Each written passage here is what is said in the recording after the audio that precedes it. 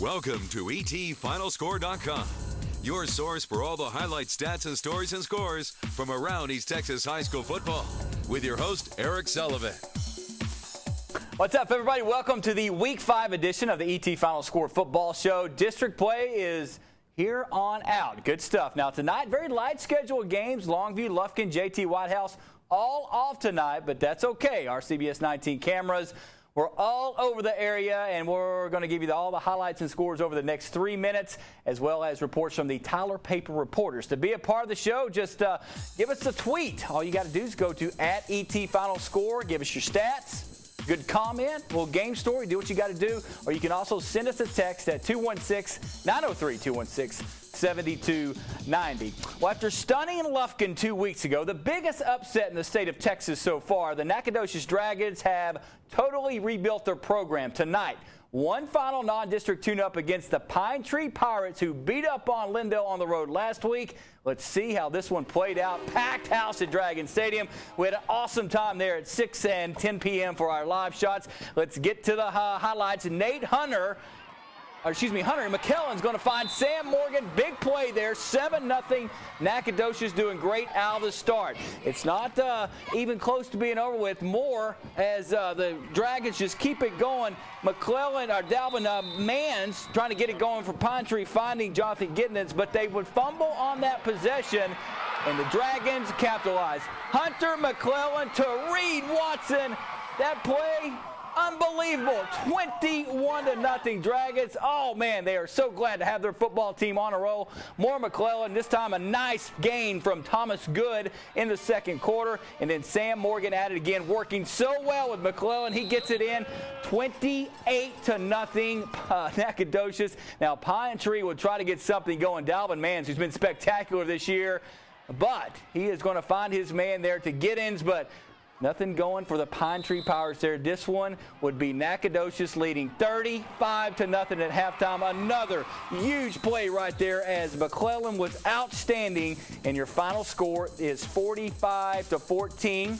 45-14, Nacogdoches with the win. With more on tonight's big win down at Dragon Stadium, our man Jeff Schaefer was standing by all game long with the highlights and tweets and has more. Well, Eric, a big win for Nacogdoches tonight on their home turf, taking down Pine Tree. Very impressive showing by the Dragons, and I'm going to start by catching up with the man in charge of the Dragons, Coach Bobby Reyes. Now, Coach, first of all, I want to ask you about a personnel issue. You know, Hunter McClellan, he had a great first half for you, but then we saw him go down at the end of the first half. Can you give us an update on his status? Well, he broke his arm. We know he broke it in 2 places, and so they took him to the hospital. My understanding is they're going to do some surgery tonight, put some pins in, and then he'll start the healing process. How tough is it, to replace a guy like that? Obviously, we saw what he could do today in the first half. Yeah, Hunter's a great player. He really is. Makes a lot of good decisions, throws the ball really well. But I'm confident 2 kids we got behind him. They both came in second half, played really well. And our kids have confidence in both of them. So we're, Bryce Matthews and Jim Oglesby are both good players. They could start for a lot of teams.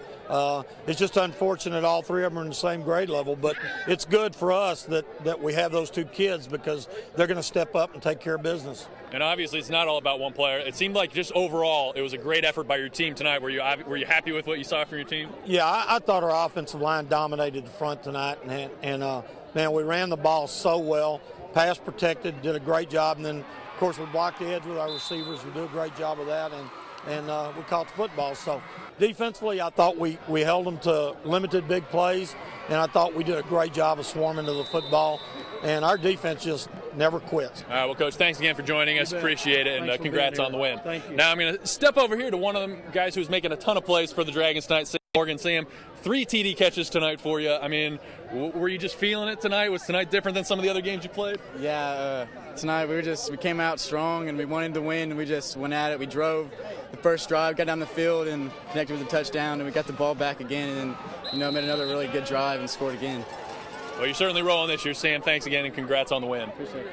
So, Eric, again, huge win for Nacogdoches tonight over Pine Tree. The Dragons 4-1 now, and we'll see if they can keep this rolling into district play.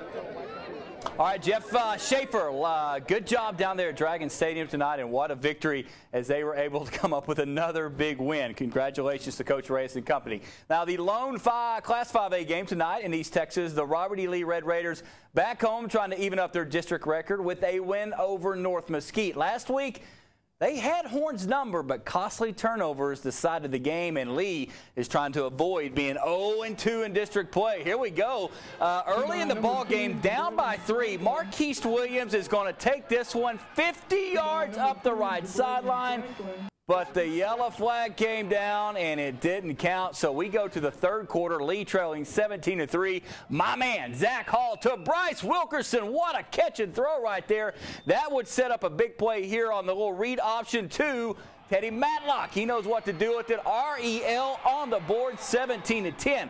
Just a few minutes later, Lee gets the ball back. Zach Hall going to his number 1 guy in the air once again. Another beautiful pass in between 2 defenders, and Bryce Wilkerson somehow comes up with that pass. That would set up this touchdown run by Tavon Wesley, 17-16. Lee back in the ball game.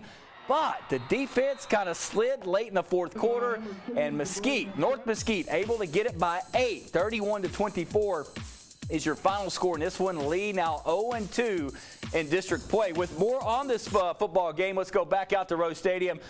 Beat writer Chris Perry for the Tyler Paper and etfinalscore.com website with us.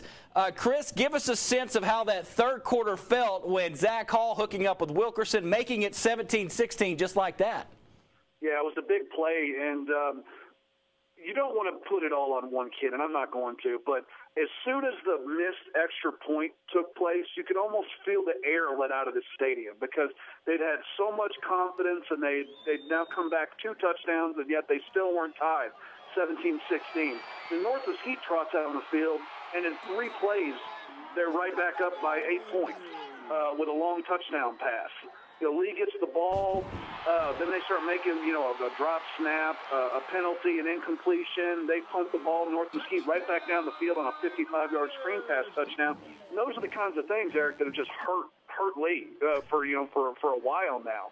Raleigh Poster tried to make a dramatic comeback, led Lee all the way down the field in the final minute and a half and got a touchdown, but North Mesquite recovered the onside kick.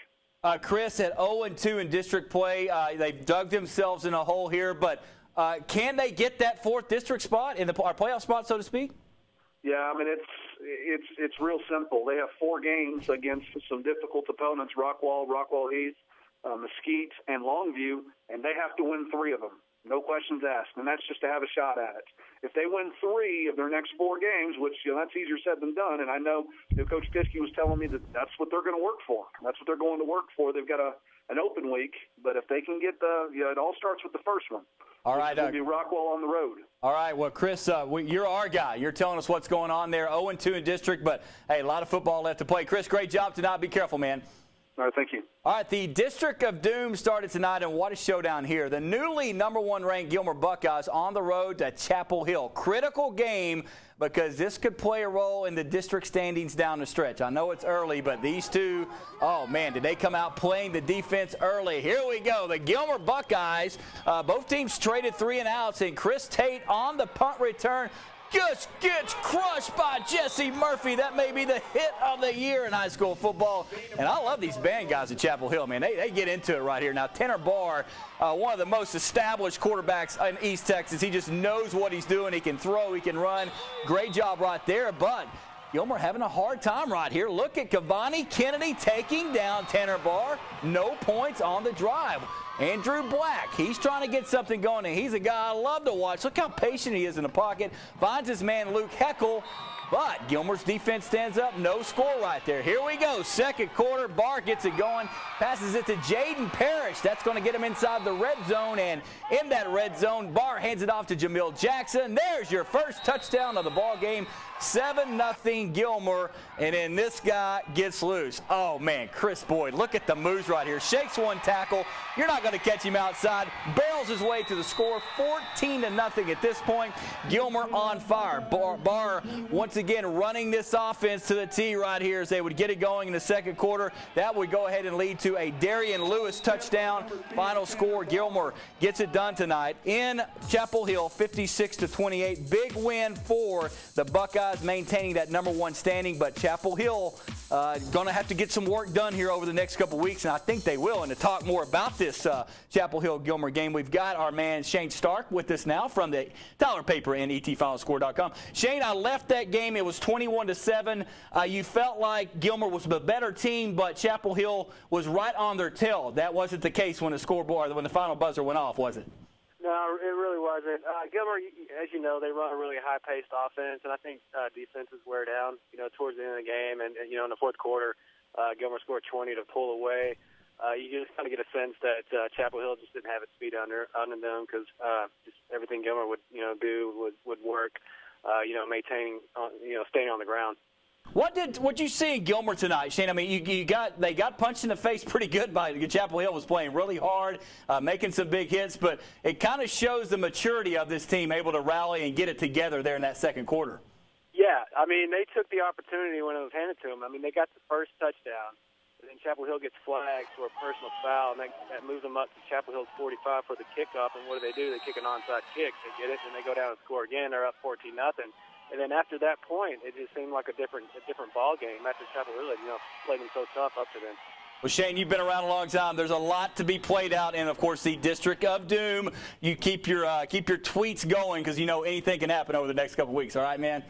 All right, man, appreciate it. All right, let's move over, or let's stay, rather, in that District of Doom. The #3 team in the state. Yeah, we got Gilmer #1, Kilgore's #3, and then they're Kilgore are taking on Bullard tonight. And early on, Xavier Goana, what a pass to Aaron Foy, 60 yards. That will lead to Kevin Justice. Man, I'm loving this kid. Of course, the Ford Tough Player of the Week. That rings the victory bell there. Connor Mebane trying to get the Panthers going. Boop! Bopped up in the air. Chris Haynes, that's a ball hawk right there. Finds it, takes it, doesn't get into the end zone, but that would set up, I'll get it right. Kevin Justice, 28-0 on another touchdown. Bullard, Gilmer, hurry up. It's going to be a big one as Kilgore takes care of Bullard tonight, 49-7. All right, we've got another one to go to here in the District of Doom. Spring Hill over to Jack tonight in Gladewater, hosting Spring Hill. The winner of this one might get into the playoffs. That's how important these games are early on. Fourth quarter, Nick Carringer hands off to Justice Centers. Appears to be stopped, but somehow shows off that toughness and gets into the end zone. More Gladewater this time. Canagura was going to pitch it up to Justin Centers, and the big guy goes outside for the run, able to get the first down. That would set up the other guy that gets it in the backfield, Jesse Reese. Jesse, see if you can get into that end zone for us. Got it. Touchdown, Gladewater. That would make it 7-0. Now, we all know the Spring Hill Panthers been down for a little bit, but they always play hard. Jacob Rooney doing everything he can here, scrambling for a big 40-yard gain.